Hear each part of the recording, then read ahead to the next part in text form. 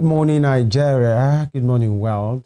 Thank you for joining us today on Morning Spring on Western Spring Television, the Wednesday edition. And Femi Ojo is my name.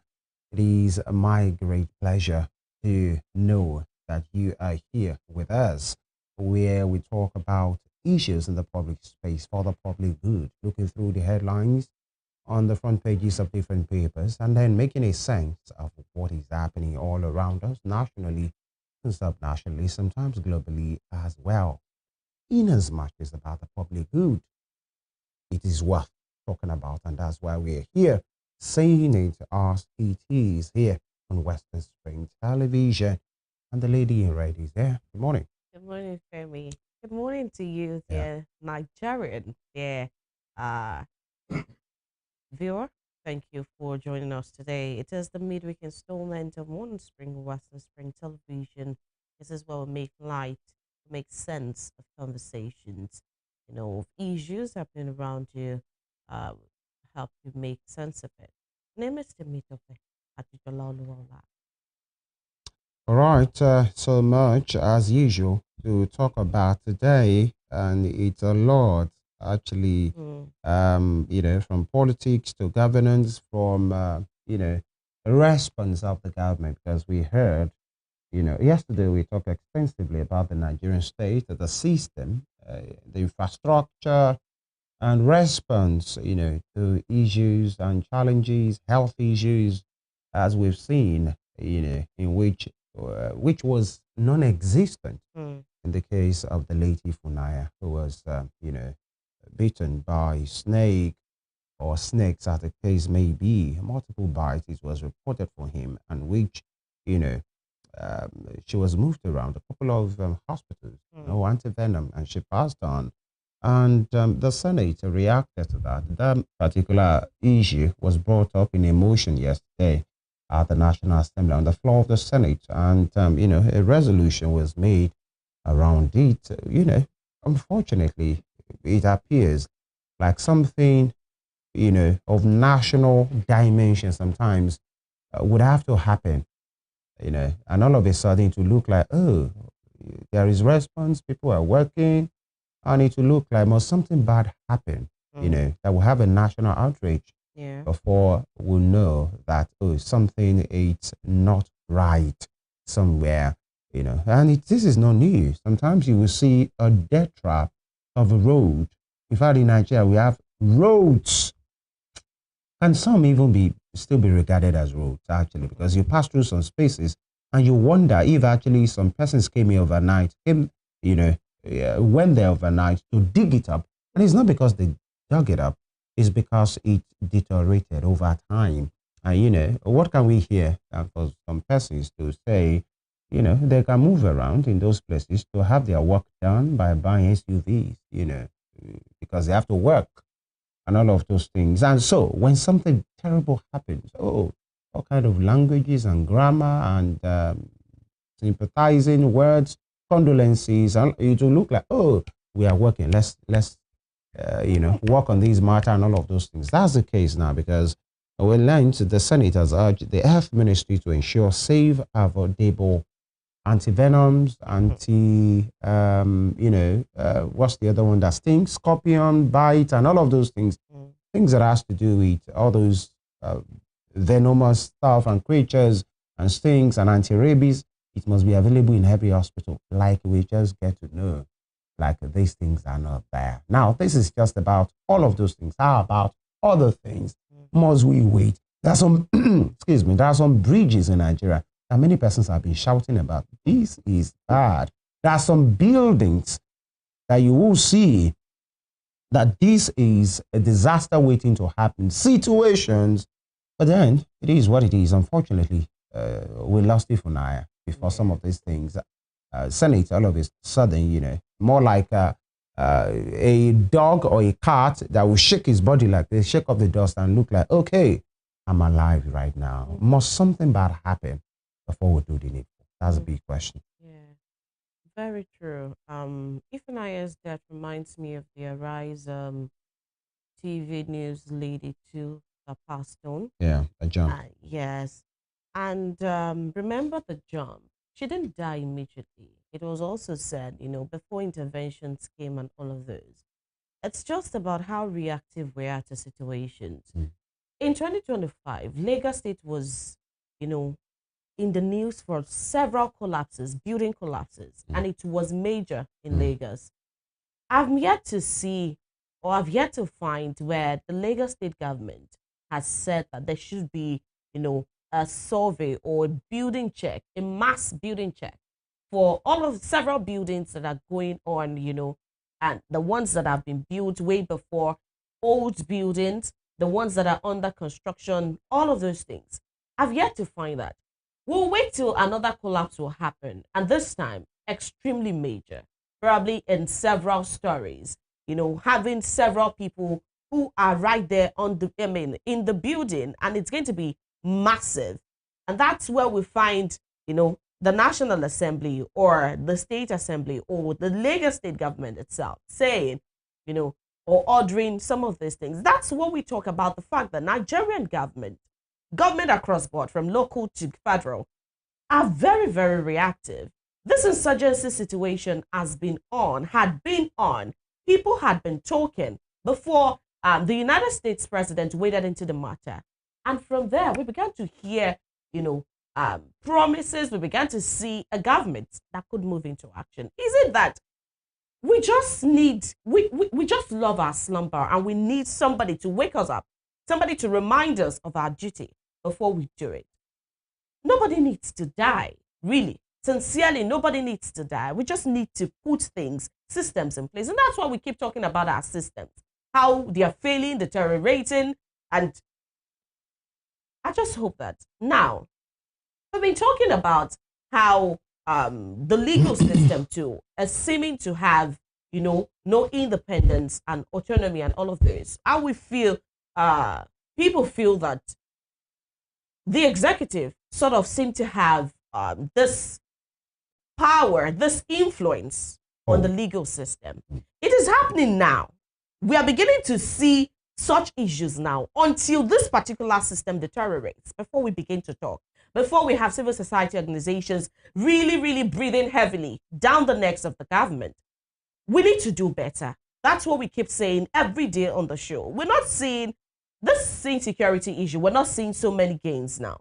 We're seeing how do they put it? We're seeing pockets of interventions here and there, but we need a massive, all-out, intervention where every place, every state, every forest, every guard, everyone, all hands are on deck, for all of these situations. And if the government is proactive, if the government thinks, if the government sees ahead, thinks ahead, reacts ahead, then nobody will be talking about a coup. We do not want that. We want a democratic system that is actually democratic and working. Well, well said. Talking about Lagos State and the building collapse, Lagos has always been the epicenter of building collapses for years. Actually, that might not be, far-fetched from the fact that it is a hugely, densely populated place. And there was a survey years ago, I didn't know, that I saw, if my memory still serves me right, like that says at least 1,000 persons goes into Lagos every day, and half of them don't return. Actually, not like they are making a trip and they are going back. Meaning, Lagos witnesses like influx of at least 1,000 people coming into the system every day. So, and no state has that actually in Nigeria, not even Abuja and all of those places, because it is what it is. And so, the urge for housing is always a big deal, actually. And so people will do so many things, building on unapproved land, and, shut the buildings. There was a time I was at the Lagos Island, actually, the Dumota part. You need to see buildings in those places. Actually, there are some buildings that are not, you will see that those buildings were just developed or, maybe further developed. They were not built as story buildings. Maybe after some time, people will add up stuff, and you will see the roof of this house almost meeting the roof of the other house, and it's like that, like all of those places. And sometimes you wonder, where's the ventilation? That's why some of us that are that possibly from this part of the country, there are so many persons that will tell you, I beg, they hold their side. But you know, in life, they tell you, never say never. Actually, that's just the thing. But poor ventilation, actually, because you can say, I was at a place, I used to tell my friends, I once had an holiday with a family member in whose the ceiling fan never stops. They don't stop it. You know why? The place is always stuffy. Because this room to this room, this house, that's what I'm saying. So they kind of, the whatever, NEPA people, it was NEPA at the time, sees light, it goes off. When the light is back, it turns on, and they don't even put it off because of the poor, you know, atmospheric condition due to, you know, all these mushroom houses. This one, you open your window, it's almost touching the fence of another person, and all of those things. So people build illegally. But the thing, sometimes you might say there is system complicity in all of this, because when people are saying you are building on the right, on the wrong place, on canals, on places that are not designated for buildings, and you wonder, where were the enforcers, the regulators? You know, sometimes you see these big red signs on houses, and you feel, oh, thank God, maybe something has been done. 2 weeks after, you will see that the building, construction will continue. And people easily say power has changed hands. Something has changed hands, because that means you can continue. And maybe all of a sudden somebody wakes up somewhere and say, oh, this place is not right. And then you start demolition. People will say, what were you looking at? When this building was taken from the, the Jama raft part, the foundation to this level, and it goes to that level. That's why people say this is wickedness. Actually, you could have stopped it totally from the beginning. But then the fault is on both sides. Good. Actually, from the developer, because many of them are all these, money misroad, money back, who just has some money, who feel, let's put it in this kind of place and all of those things. But beyond the building thing, the Senate has, unfortunately, this has happened. I've talked about FCT, states to establish coordinated emergency response system, and the FCT responded as well that they will sanction hospitals and protocol negligence. That's the Federal Capital Territory Authority, and they said in Abuja, in the FCT, they have enough anti-venom. That's what they are saying, actually. Well, they're saying that in Lagos? I mean, FCT. That's what the FCT is saying. So they're only talking about protocol negligence, and we look into that in the course of the program. I mean, the course of the week. But something terrible doesn't have to happen before we do what is right. We're going to quick break. When we return, we head straight right into what the papers are for us today on Morning Spring on Western Spring Television. Stay with us.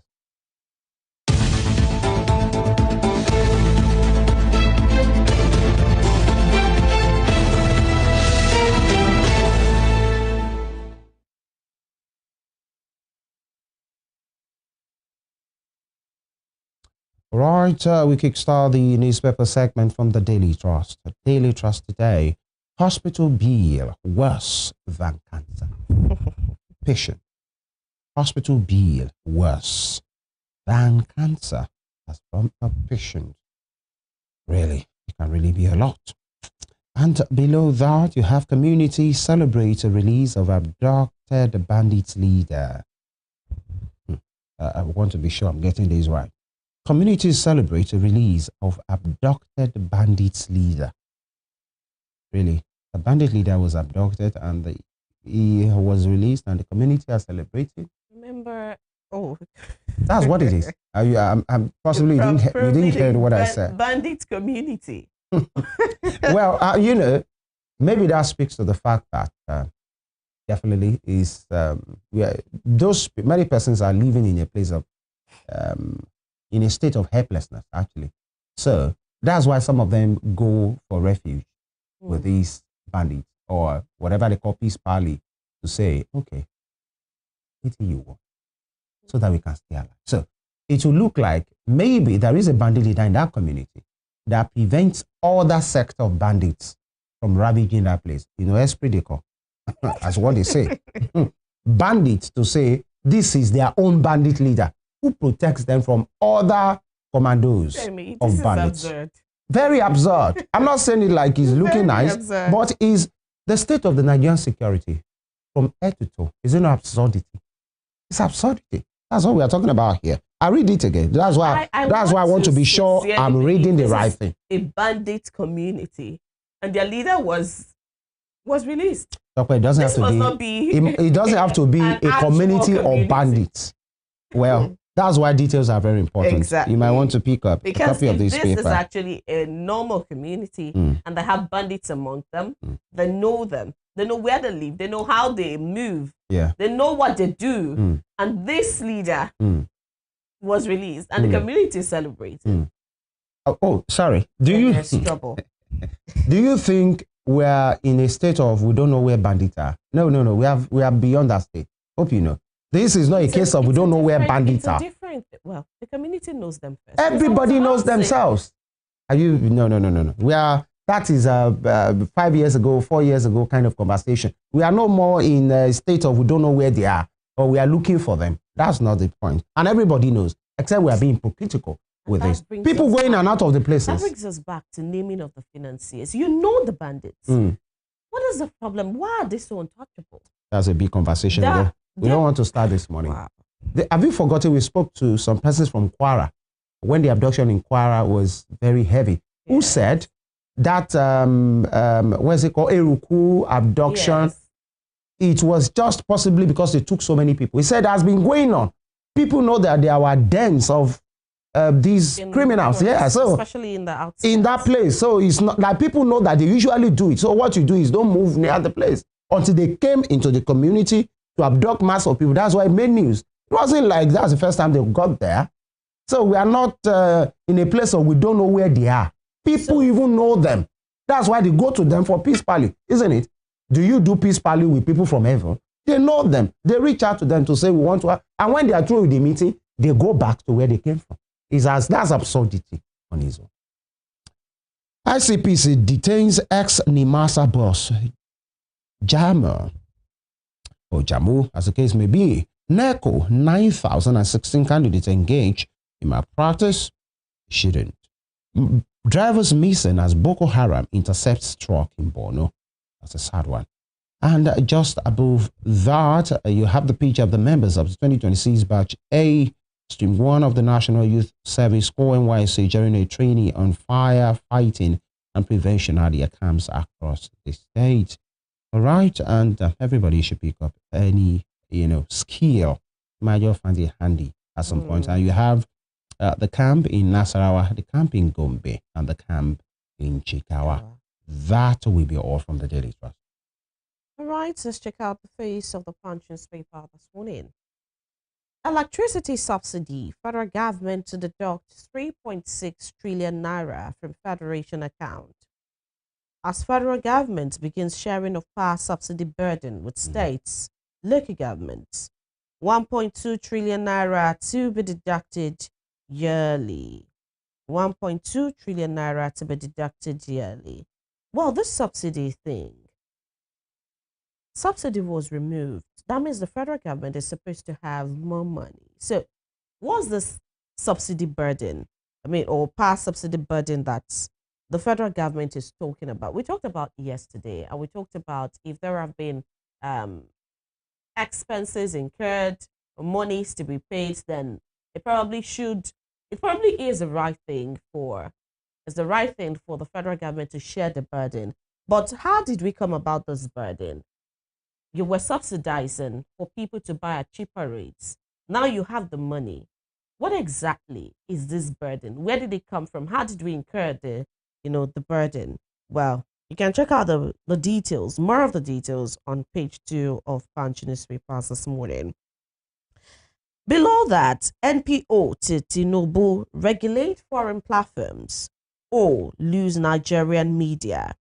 NPO to Tinubu regulates foreign platforms or lose Nigerian media.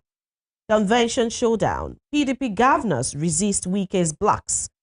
All right, I'll take that again. Convention showdown.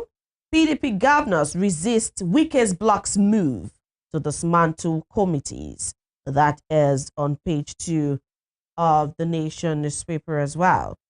Beside the nameplates this morning, genocide accusations. U.S. Congress panels hold new session on Nigeria today. Genocide accusations. U.S. Congress panels hold new session on Nigeria today. Bandits kill 30 in fresh Kwara casino attacks. And there is a community somewhere celebrating the release of a bandit leader. All right, several issues to really talk about plaguing the Nigerian nation at this time.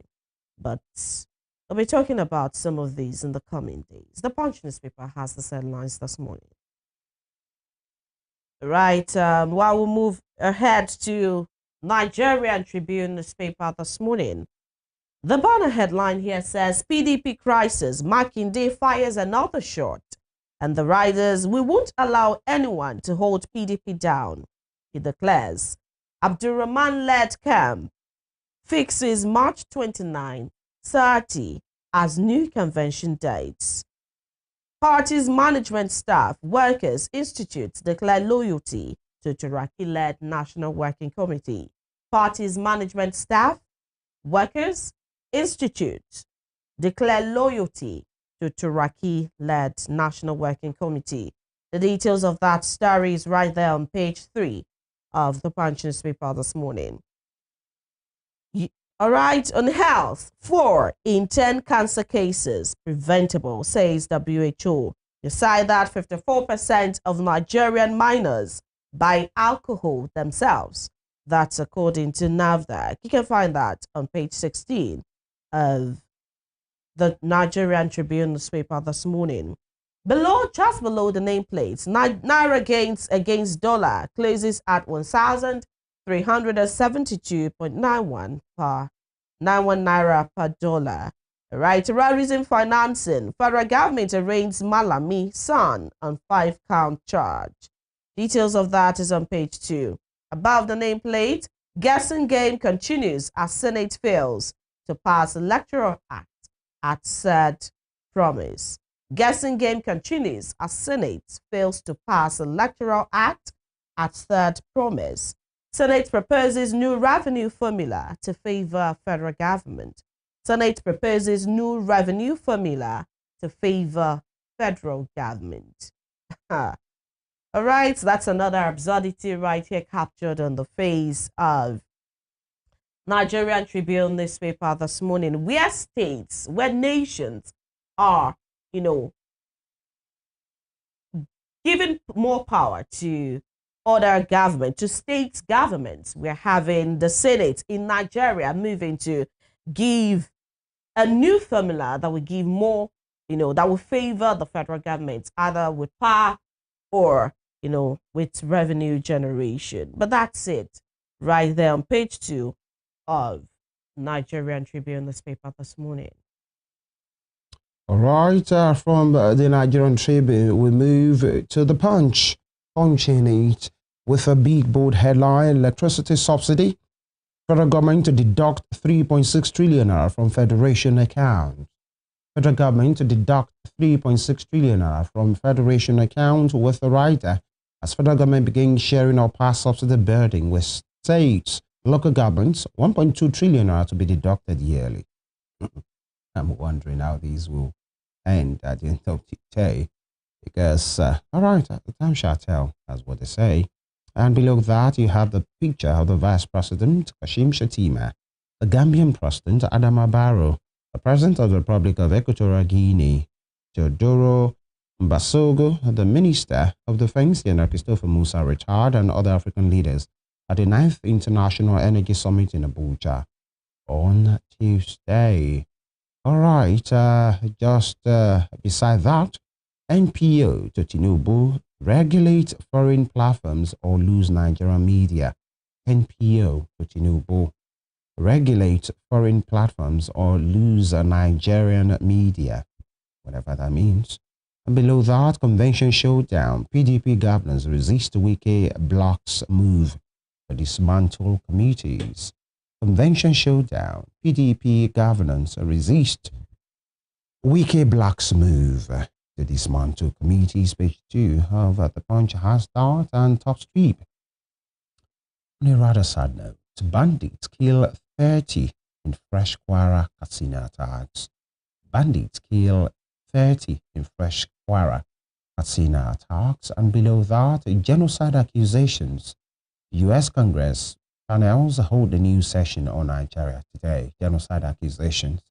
U.S. Congress panels hold a new session on Nigeria today. We're talking about this terrible figure, 30 killed in Kwara and Katsina bandit attacks. It's question, it gives rise to that question or questions about the intervention of the U.S. Really, is it really working? That's number one, because we've had a couple of airstrikes on the, acclaimed terrorists and bandits. That's number one. Number two, so apart from the intervention of the U.S. on this matter, how about coordination from the Nigerian end as well? Because we can't perpetually have the U.S. protect us. Actually, the Nigerian state has a duty to protect itself and its people from that. So, what is really going on? Because it will look, and where I'm sounding, running a risk of sounding like a broken record. That it will look like we are making progress. 5 steps, for example. And then just give it some few hours or days. It will look like whatever we've made at games, it's very significant. Like we have moved 7 steps backward. Because attack, and it will look like these attacks have been going on unabated, actually. But then the Nigerian military will come to say they've neutralized this here, they've neutralized that there. So you wonder if 30, 40, 10, 5 are killed out of these insurgents and bandits. Are they rising up? Is there an equal uprising? Do they keep rising up every day? Or the recruitment, where are they getting those other persons from? Something is not connecting here. Because in a place, even if you have 1,000 bandits and you kill 30 today, you kill 20 tomorrow, that should be a reduction. But does it sound like, okay, the other 900 or thereabout, they now grow more forceful and more powerful and they begin to wreak more and more havoc? Something is not just connecting somewhere. Well, one other thing that is deeply concerning, not particularly speaking on security or insecurity, is these statements that seem to come from the Chief of Defense Staff, General Lufemi Oluyede. You see him severally on the faces of the papers, not speaking from his position or speaking on his own responsibility as the Chief of Defense Staff. Like it's more like a spokesman now of the president, talking about the president's leadership, talking about the fact, just speaking to, some of the qualities of the president. Then you begin to ask if he wants to take up the portfolio of the president's spokesperson or the presidency spokesperson. I mean, all of these statements are not unnecessary. Speaking to the Chief of Defense Staff this morning, General Olufemi Oluyede, we don't want to see that, all of these on the papers. What we want to see are the gains that you're making as a Chief of Defense Staff. Take up your responsibility and do it properly. You're not the spokesperson of the president. Well, so many things needs to be put in place, and and fast and persistency in this fight against these criminals wrecking these havoc. And below, the newspaper bottom strip statement credited to the man you have just mentioned, General Lufemi Oluyede, the Chief of Defense Staff. We reaffirm that the president's leadership is defined by restraint, responsibility, and readiness. He seeks peace at all times, but remains prepared to act firmly against any threat to national safety. I guess that's what you're referring to. Yeah. I say maybe he's taking up the function of, Bayon Onuga or any of those other guys, All right. And I think you have put it well. But we reaffirm that the present leadership is defined by restraint, responsibility. Many persons will agree with you to say, this is not your brief. stay true to what belongs to you. Yeah. Don't let people recycle fancy, as part of what you are doing. The work he has on his hands is quite enormous. He should leave, briefing and, holding brief for the president for the Daniel Bualas and the Bayo Ononugas. And please, let's talk about the Nigerian security and only refer to the president when it has to do with his function as the commander-in-chief. Yeah. Whatever he's doing or his leadership is not to be heard from, General Luyed. Yeah, this is more like a subtle endorsement. He cannot come out. He knows he cannot come out boldly to say, I endorse the president for second term. But this is how he's doing it. We don't want that. Do your job. You're the chief of defense staff. Please just stay. It doesn't have to be political, actually. But then many reasons can be, many meanings can be adduced to this. That'll be all from the Punch, actually. All right, we go now to Daily Sun newspaper. Beside the nameplate, Nigeria will not reverse economic reforms, Tinubu tells World Bank. All right. We make bold also as citizens of Nigeria to tell the president that if these economic reforms are really not working, if we're not seeing the immediate, there should be short, mid, and long-term gains of these economic reforms. If the people are not seeing even the short-term gain, how do they, keep faith and wait for the long-term gains? So some of these reforms, as economists would say, may be long-term, but are the people getting reprieve from hunger, from poverty, even as there is a stat that is saying that about 1 million people are going to join the hunger statistic in the nation. I think that if the World Bank is saying, look into your reforms, the president should get down from his high horse and actually look into those reforms. But the Daily Sun newspaper has this headline: Nigeria will not reverse economic reforms, Tinubu tells World Bank. And the World Bank, this is really and indeed about the good of the people, then that's fine. If it isn't, then the World Bank should get also behind the president's neck. You can find that on page 28 of Daily Sun. $120 billion fuel import bill choking Africa. That's according to federal government. $120 billion fuel import bill choking Africa. Backs Dangote to capture 20% of market. The federal government is backing Dangote to capture 20% of market. And the banner headline on Daily Sun says, vagabonds in PDP gone, says Makinde. And the rider, Wike camps dissolves Northwest, Southwest Exos. Right there, Wike camp dissolves Northwest, Southwest Exos. And that's on page 6 of Daily Sun newspaper this morning. To the bottom strip, 10.6 million Nigerians hooked on drugs, says Oba Marwa right there. Customs arrest 8 suspects with hard drugs. Others worth 3.319 billion naira. That's huge. That's a lot. And if customs have arrested about 8 suspects with hard drugs worth this amount, well, that's a huge gain. And we want them to do more. Tax reforms have spiked business costs, stalled Nigeria's January expansion. NESG says that. Details of that on page 25. Lassa fever outbreak. Benue records 56 suspected cases. FCT workers suspend strike as Labour Wike reach agreement. Find that, the details of that, on page 27 of Daily Sun newspaper this morning.